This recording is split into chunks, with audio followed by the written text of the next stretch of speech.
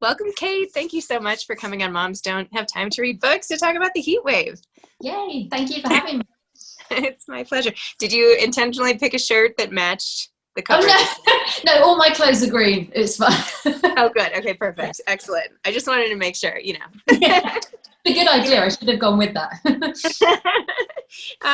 So for people who don't know, could you please describe what the heat wave is about?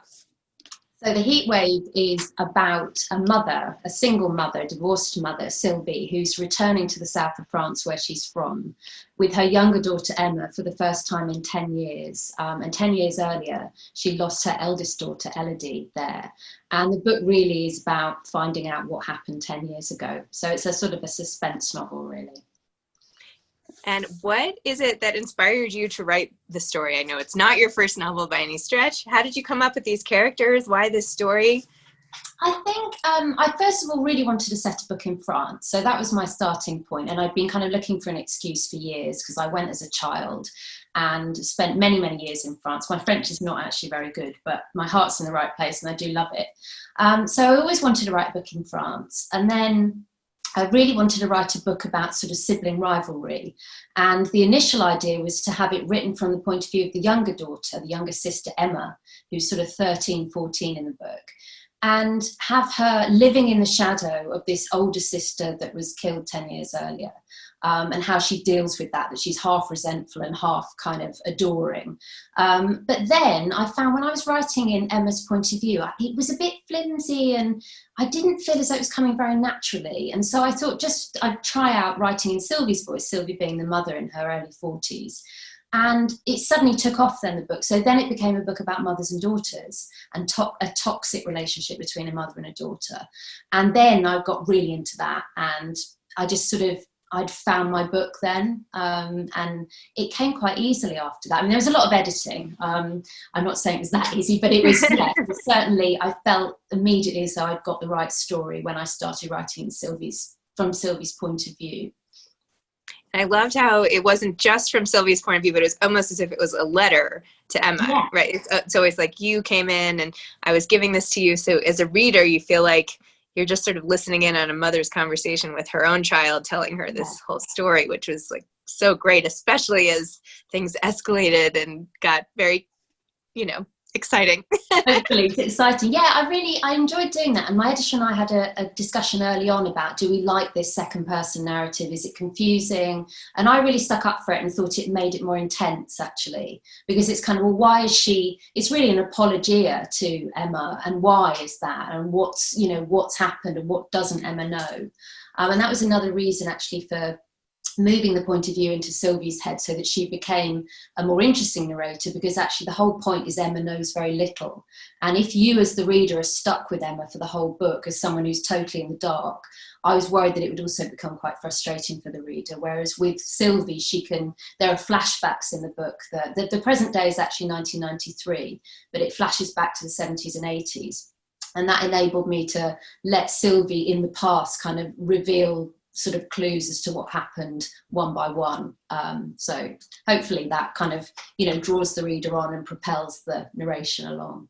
It was super successful. I feel like from like a craft perspective and structure and everything, it was just perfect because it both sort of went in tandem, letting us like stay in it and yet getting enough of the backstory, just enough at each time to really like care even more. So I don't know, I thought it was awesome. Thank you. So go ahead. No, go ahead. I was just going to say that it was, with the editing, I've got to thank my editor in the UK and my editor in the US at Grand Central SEMA.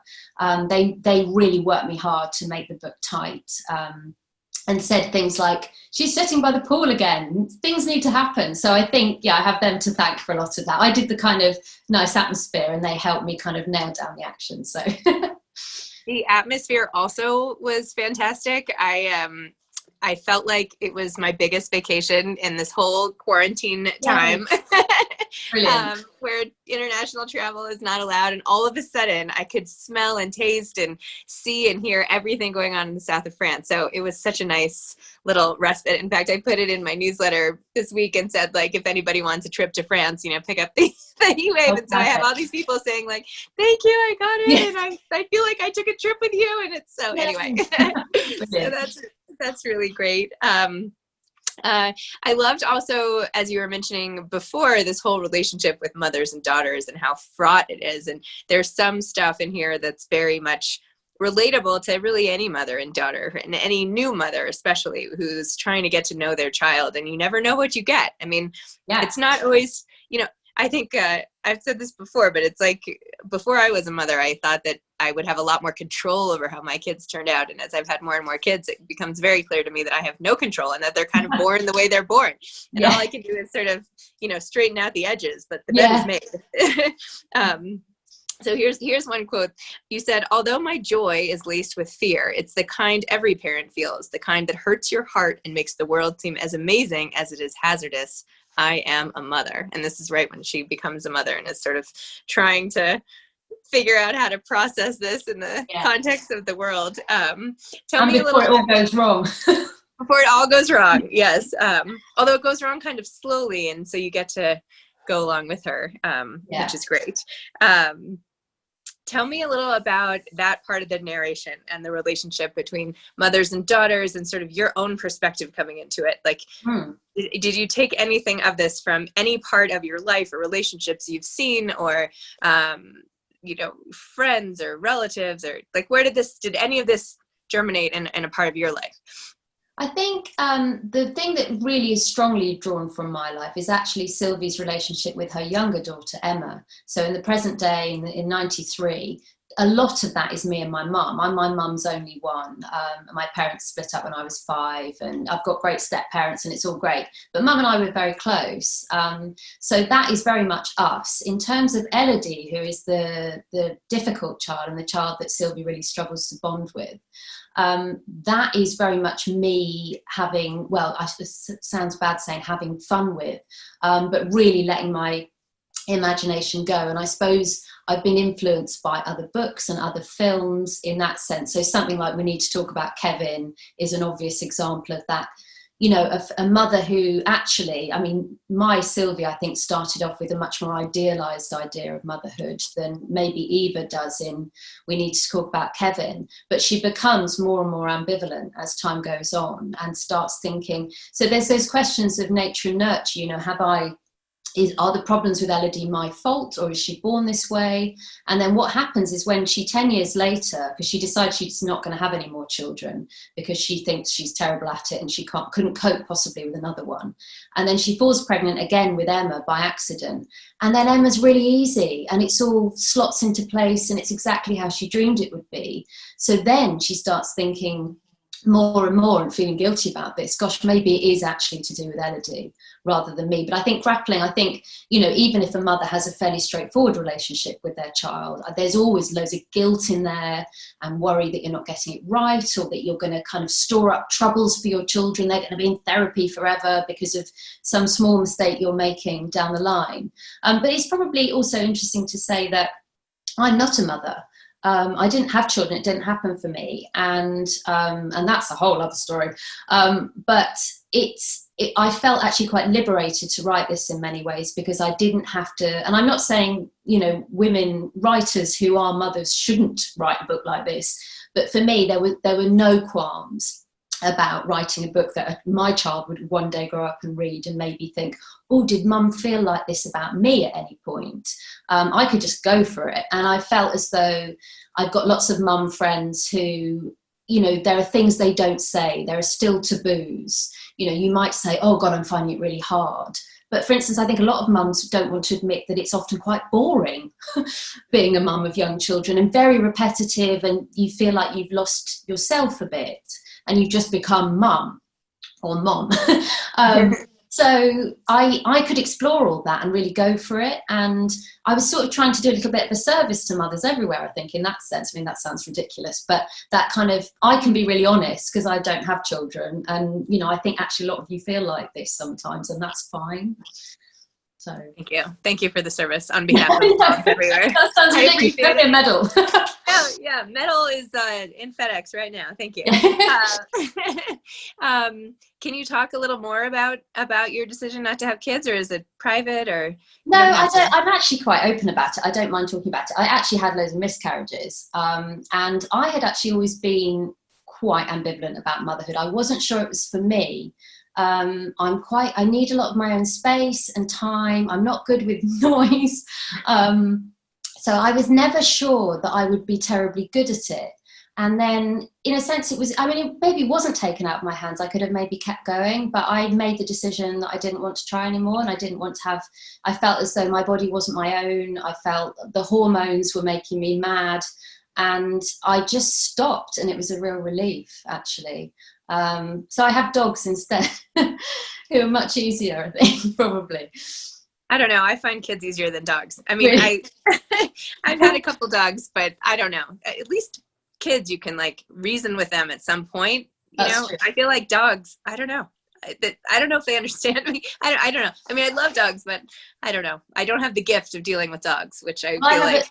I have two rescue dogs, and one particularly is completely nuts. And I've actually put her to bed in her crate with a cover over, because otherwise she would be growling and jumping up and wanting to see who you were, and you'll hear your voice. But you couldn't do that with a child, probably. That would be seen as a bit cruel to put them to bed and lock the door. Not be a good idea. I would not recommend that. No. So that's the good thing about dogs. You can do that. It's allowed. That's true. But I've realized that the child equivalent of that is basically putting them in a trampoline, because they can't really go anywhere. You zip them in, it's like contained. Yeah, the noise, there is a noise factor, but it's usually outside. So yeah, the trampoline as like modern day playpen for kids up to however old. Sometimes you can just throw your partner in there. Anyway, zip it all up. Oh my gosh. In terms of the structure of the book again, and I know I'm kind of jumping around here a little, but I've always been wondering, when you write two timelines like this and you have like such discrete stories going like two at a time, essentially you're writing two books at the same time, and then they have to somehow, marry at the end. Did you write like one of them first and then the other, or did you write them both in tandem? How did you approach this, or the writing process of the story? I think I started off just writing random bits that interested me, because I have to sort of coerce myself into writing quite a lot. I really love it when I do it, but I sort of avoid it and I fight it. So when I'm writing a book at the beginning, I write bits that I'm interested in, and so they'll be all over the place. And I actually work on Scrivener quite a lot, because I find, I don't know if you know that program. Mm-hmm. Yep. It means you can kind of move things around much more easily than you could in Word. And so often I'll write sections and then move the order about. And with this one particularly, I'd written a lot of the kind of more difficult scenes, shall we say, the bits that maybe go in the last sort of 2/3, because it's the flashbacks are chronological. They see Elodie growing up. And I needed more at the beginning, so the softer bits, the bits about when she's pregnant and she's still getting on with her ex-husband Greg. So a lot of those were actually slotted in and written quite late. And I think if you do that, then you can you can play around with it, and you can also find little patterns. So if in a 1993 scene there's a sort of a theme going on, you can maybe have a little hint of that in the flashback that follows that ties those two things together. It might be something to do with the house, and a little feature that crops up in the house that reminds the reader that this is the same place. And I think that can add to the atmosphere and the idea of, the place almost being haunted by memories. I do lots and lots of moving about, and even old scenes I will then rejig and add in different nuance. And one of the main things I had to work on in the edit quite hard was actually to make the more dramatic scenes more, so it's hard not to give stuff away with this book, but Elodie is a very troubled child, and there are scenes where she is being a bad child and kind of scary, and some of that stuff I had to work on because my editors felt maybe some bits weren't scary enough. I was actually being too subtle with it, which was interesting to me because I think I've got a half brother and sister, but they're quite a lot younger than me. So I did grow up more or less as an only child, and I was putting in sibling rivalry scenes, and my editors were saying, that's kind of normal. And I was thinking it was really disturbing and dark. So I had to kind of up all that stuff, but keep it on the right side. I didn't want it to get stupid. I didn't want it to become sort of almost farcical and, you know, too grim and too gory. Because with that kind of, you know, ideas of callous and unemotional children who you worry might grow up to be psychopaths, you know, there are a lot of tropes that are used again and again. And it's very hard to sort of escape them entirely. But I didn't just want the neighbour's cat ending up dead. You know, I wanted to do something a little bit different if I could. So, you know, working on those bits was fun. But I've gone on a massive tangent from your original question. So that's all right. I don't write in order by any means. I kind of mess around and come back to bits and then slot it all in as a jigsaw at the end, really. Oh. And tell me about how you have to motivate yourself to write, and tell me about that, even though you've decided to be a writer. Like I know. I'm a masochist. I do, yes, I love it. And if I've had a good day of writing, I feel so sort of calm and lovely and yogic that evening. And I think, oh, I'm just going to do that again tomorrow, and I'm going to have a proper routine. And it all goes out the window. It's really weird. I don't understand that resistance, because it's my job. And if I couldn't get any more book deals, I'd be distraught. So who knows? But I mean, they get done. I've written 5 books. So I just think I maybe don't beat myself up too much, because they do get done in the end. And I never miss deadlines. So, but I think I was a journalist before I was a writer. And I think I wasn't even on monthly magazines. I was on weekly magazines. And that really suited me, because I'm quite quick at getting stuff down. And I quite like that, doing like a little bit of research, write it all up, and then boom, it's done and it's in. And it's complete, and I can move on to something else. Whereas, you know, with a book, it is a kind of, right, we'll see you in a year. And I find that quite tricky to navigate, because I've always been a last minute person, and you really can't be a last minute person if you're writing a 90,000 word novel. You'll, you know, have a nervous breakdown if you've left it till the last month. So I have to be consistent. So I walk around with a lot of guilt, but I'm coming round to thinking that actually a lot of days when we say in Britain, skiving. I don't know if that's a word in Britain, in America, where you're kind of bunking off, or these are all really kind of British terms, but you know, when you're not doing, shirking and not doing the work you should be doing. My days, sorry, what is it? Maybe procrastinating, or you're putting it off? That kind of thing. But actually, I think I am doing work in my head. You know, I'm walking the dogs and I'm making little notes on my phone. So I think I do more work than I think I do. Things are kind of percolating all the time, really. Hopefully. Yeah, we're going to go with that one. Yeah. Non-stop, workaholic. Yeah, I never stop. Never stop. Slow down already. Come on. So are you already at work on your next novel, or what's going on in your time now? Yeah, I'm busy at the moment with stuff for the heatwave, which is really fun, like this kind of thing. But yes, I've done about a 5th of a book set in Italy, and I was due to go to Italy this summer with my parents, actually, and do some research, and I was really looking forward to that, but obviously that's been postponed. But that's more, I suppose, if the heatwave is about mothers and daughters, this is about marriages. And I've split up with my husband quite recently, which is totally amicable and nice. But I think I'm 42, and I think it's an interesting age, actually, or early 40s, late 30s. I think you're still very much young enough to kind of start again. I mean, not that being 50 is not young enough to start again, but you know what I mean. You're kind of probably halfway through your life if you're lucky. And I think it's a time where you think, right, what do I want the rest of my life to look like? And is this enough? And, you know, so it's exploring those kind of themes. But I keep saying to my ex, you know, it's not going to be about you and me. It's not going to be about you and me. Don't worry. But I mean, inevitably, you do draw from your life a bit. But I'm really looking forward to that. And there's some American characters in that as well, who I'm looking forward to writing. So maybe I can do a research trip to the States as well. Totally. Yeah. Come visit. I had the same thing. I got divorced 5 years ago. I'm 43. So when I was 38, and I'm remarried now, but, yeah, it's a good, I feel like hitting your 40th birthday, there's a big shift in recognition. Like, you know, you only get one life to live, and, you know, life's too short to be miserable, type of thing. So you might as well, but it's still a big step and a big sort of risk, and comes with a lot of, I don't know. But anyway, so yes, I am really eager then to read your next book. Yeah. Yeah, you might like it. And it is a really interesting age, and I've got lots of friends who are going through similar things, and it's all happened around the same time, almost as though it's contagious. And lockdown kind of finished a few friends off as well in terms of, you know, their marriages, their relationships. So yeah, strange times all round really, but I'm hoping I can, you know, write something that speaks to people about that stuff. You know, I think as I've gone on, I have written a few books now, and I used to write more kind of historical fiction. And I think as I've gone on, I've got more confident and maybe been happier to write stuff that's closer to me. And certainly I remember when my mum read The Heat Wave for the first time, she said, oh, this is like you. And she didn't mean, you know, that Sylvie is me. Uh-oh. Yeah, no. Or Elodie is me. Elodie, yeah, okay, good. Goodness me, yeah, imagine that. But just that it felt as though it was kind of me speaking. And I thought, yeah, I think that's a confidence thing. And I think the next one will be even more that way, maybe. That's great. We'll get all the way to maybe a memoir in like 40 years. Who knows? You'll work your way slowly there.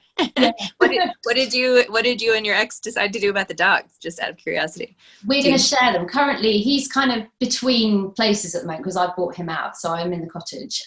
So they're with me all the time at the moment. But we're going to have a week on, a week off, and that will suit me because I like spending some time in London. I've got family there, because I live in the Cotswolds in the middle of nowhere. So I kind of like having that kind of city country thing. So I think that will work well. But yeah, currently I am kind of a single mum to them, and it's quite hardcore some days, especially when it's raining and I have to take them out. But yes, that's how we've decided. So it's been very nice and very amicable. And he's a big support to me always. So yeah, it's, you know, as divorces go, it's been a good one.